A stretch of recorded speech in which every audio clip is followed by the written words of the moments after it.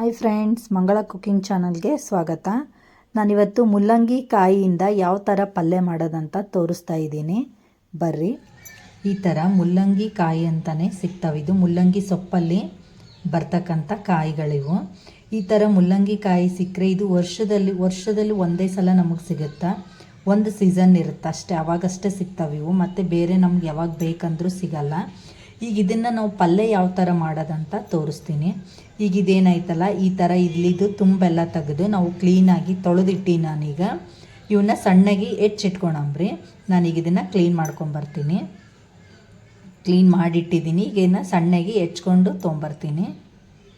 ನೋಡಿರಿ, ಈ ಥರ ನಾನೆಲ್ಲವನ್ನ ಕ್ಲೀನ್ ಮಾಡಿಕೊಂಡು ಹೆಚ್ಚಿಟ್ಕೊಂಡಿನಿ. ಈಗ ಇವನ್ನ ಹುರ್ಕೊಳಂಬ್ರಿ. ಪ್ಯಾನ್ ಬಿಸಿಗಿಟ್ಟು ಇವನ್ನೆಲ್ಲ ಚೆನ್ನಾಗಿ ಹುರ್ಕೊಳಂಬ್ರಿ. ಈಗ ಪ್ಯಾನು ಬಿಸಿಗಿಟ್ಕೊಂಡ್ರಿ. ಈಗ ನಾವು ಇವನ್ನೆಲ್ಲ ಕ್ಲೀನ್ ಮಾಡಿ ಇಟ್ಕೊಂಡಿರ್ತಕ್ಕಂಥ ಮುಲ್ಲಂಗಿ ಕಾಯಿನೆಲ್ಲ ಇದಕ್ಕೆ ಹಾಕ್ಕೊಂಡ್ಬಿಡಂಬ್ರಿ.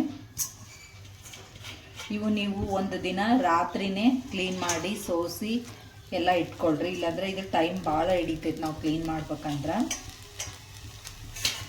ಈ ಥರ ನೀಟಾಗಿ ನಾವು ಬೆಂಡೆಕಾಯಿ ಯಾವ ಥರ ಹುರಿತೀವಿ ಆ ಥರ ಇವನ್ನೆಲ್ಲ ಚೆನ್ನಾಗಿ ಹುರ್ಕೊಳ್ರಿ.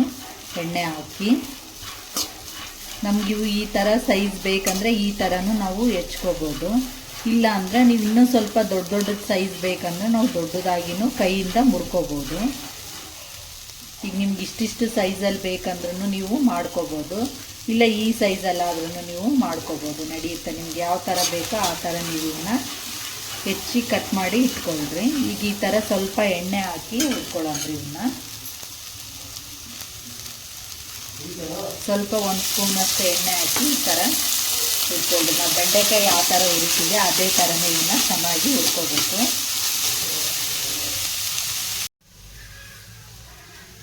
ಈಗ ನಾನೊಂದು 4 ಹಸಿಮೆಣ್ಸಿನ್ಕಾಯಿ ತೊಗೊಂಡಿನಿ. ಈಗ ಒಂದು 5ರಿಂದ 6 ಬೆಳ್ಳುಳ್ಳಿ ಹೆಸರು ಮತ್ತು 1 ಇಂಚಷ್ಟು ನಾನು ಹಸಿ ಶುಂಠಿನ ತೊಗೊಂಡಿನಿ. ಈಗ ಇದಕ್ಕೆ 1 ಸ್ಪೂನಷ್ಟು ಜೀರಿಗೆ ಹಾಕ್ತೀನಿ. ಈಗ ನಾನು 1 ಸ್ಪೂನಷ್ಟು ಜೀರಿಗೆನ ಹಾಕ್ತೀನಿ. ನಮ್ಗೆ ರುಚಿಗೆ ತಕ್ಕಷ್ಟು ಉಪ್ಪು ಹಾಕ್ಕೊಂಡು ಈಗ ನಾನು ಇದನ್ನು ಮಿಕ್ಸಿ ಮಾಡಿಟ್ಕೊತೀನಿ. ಸ್ವಲ್ಪ ಈ ಥರ ತರಿಯಾಗಿ ರುಬ್ಕೊಂಡು ಇಟ್ಕೊಳ್ರಿ. ನಾನೀಗ ಇದನ್ನು ರುಬ್ಬಿಟ್ಕೊಂಡಿನಿ. ಈಗ ನಾವು ಹುರಿತಕ್ಕಂಥ ಮುಲ್ಲಂಗಿನ ಏನಾಗ್ಯಾವ ನೋಡೋಣ ಬರ್ರಿ. ಇವು ಈ ಥರ ಆಗಿದಾವ. ಇನ್ನೊಂದು ಸ್ವಲ್ಪನೇ ಹುರ್ಕೊಂಡು ತೆಗೆದು ಇದನ್ನು ಒಗ್ಗರಣೆ ಹಾಕ್ಕೊಂಡ್ರಿ. ಇನ್ನೊಂದು ಸ್ವಲ್ಪ ಆಗಬೇಕಿವು. ಇನ್ನೊಂದು ಸ್ವಲ್ಪ ಆಗಿದ್ರೆ ಸ್ವಲ್ಪ ಇದು ಹಸಿ ಸ್ಮೆಲ್ಲೆಲ್ಲ ಚೆನ್ನಾಗಿ ಹೋಗುತ್ತಾ.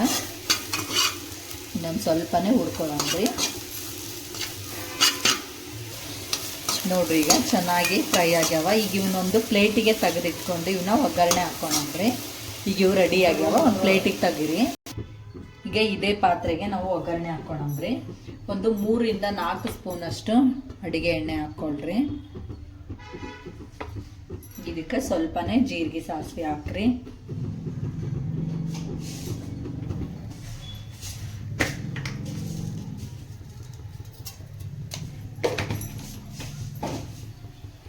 ಒಂದು ಸ್ವಲ್ಪ ಇದು ಚಟಪಟ ಅಂದ್ಲಿ.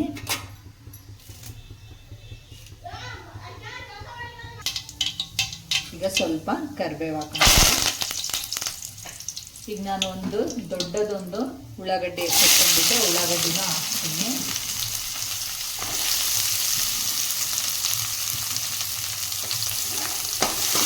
ಇದೊಂದು ಸ್ವಲ್ಪ ಚೆನ್ನಾಗಿ ಬೆನಿಲಿ, ಚೆನ್ನಾಗಿ ಫ್ರೈ ಆಗಲಿ ಎಲ್ಲದು.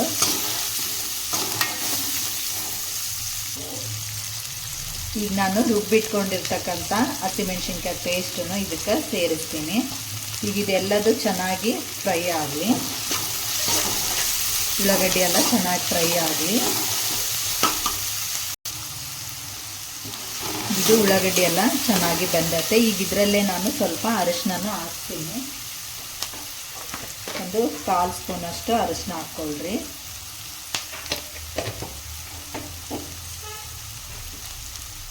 ನಾನು ಮೆಣಸಿನ್ಕಾಯಿ ಪೇಸ್ಟ್ ಮಾಡುವಾಗ ಉಪ್ಪು ಹಾಕಿರಲಿಲ್ಲ.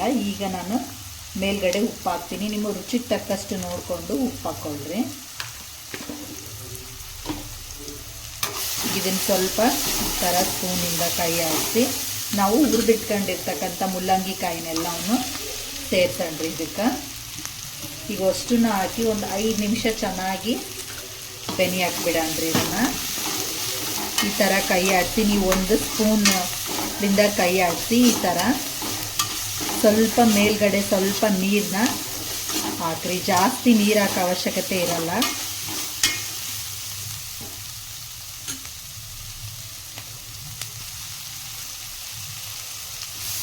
ಈಗ ನಾನು ಅರಿಶಿನ ಉಪ್ಪು ಹಾಕಿದ್ದೀನಿ. ಅದು ವಿಡಿಯೋ ಆಫ್ ಆಗಿತ್ತು, ವಿಡಿಯೋ ಆಗಿಲ್ಲ. ಅರಿಶಿನ ಉಪ್ಪು ಹಾಕಿ ನಾನೀಗ ಹುರಿದಿರ್ತಕ್ಕಂಥ ಮುಲ್ಲಂಗಿ ಕಾಯಿನೂ ಹಾಕಿನಿ. ಈಗ ಇದಕ್ಕೆ ಸ್ವಲ್ಪ ಮೇಲ್ಗಡೆ ನೀರನ್ನ ಚಿಮ್ಕಿಸ್ಕೊಂಡ್ರಿ. ಈ ಥರ ಸ್ವಲ್ಪನೇ ನೀರನ್ನ ಹಾಕ್ರಿ, ಜಾಸ್ತಿ ಹಾಕೋಕೆ ಹೋಗ್ಬೇಡ್ರಿ. ಈ ಥರ ಸ್ವಲ್ಪ ನೀರು ಹಾಕಿ ನಾವು ಮೇಲ್ಗಡೆ ಒಂದು ಪ್ಲೇಟ್ನ ಮುಚ್ಚಿಟ್ಕೊಂಡ್ಬಿಡಂದ್ರಿ. ಇದು ದೇಹಕ್ಕೆ ತುಂಬಾ ಒಳ್ಳೆಯದು. ಈ ಥರ ಮುಲ್ಲಂಗಿ ಕಾಯಿ ನಾವು ತಿನ್ನೋದ್ರಿಂದ ಇದು ನಮ್ಗೆ ಯಾವಾಗ ಬೇಕಂದ್ರೆ ಅವಾಗ ಸಿಗಲ್ಲ, ಸೀಸನ್ನಲ್ಲಿ ಅಷ್ಟೇ ನಮಗೆ ಸಿಗುತ್ತಾ. ಇದು ಮೂಲವ್ಯಾಧಿ ಇರ್ತಕ್ಕಂಥವ್ರಿಗೆ ತುಂಬಾ ಒಳ್ಳೆಯದು. ಈಗ ಇದನ್ನು ನಾನು ಪ್ಲೇಟ್ ಮುಚ್ಚಿಡ್ತೀನಿ. ಈಗ ಒಂದು ಪ್ಲೇಟ್ ಮುಚ್ಚಿ ಈಗ ಗ್ಯಾಸ್ ಸ್ಲಿಮ್ಮಲ್ಲಿ ಇಟ್ಕೊಳ್ರಿ. ಈಗ ಪ್ಲೇಟ್ ತೆಗಿಯೋದ್ರಿ.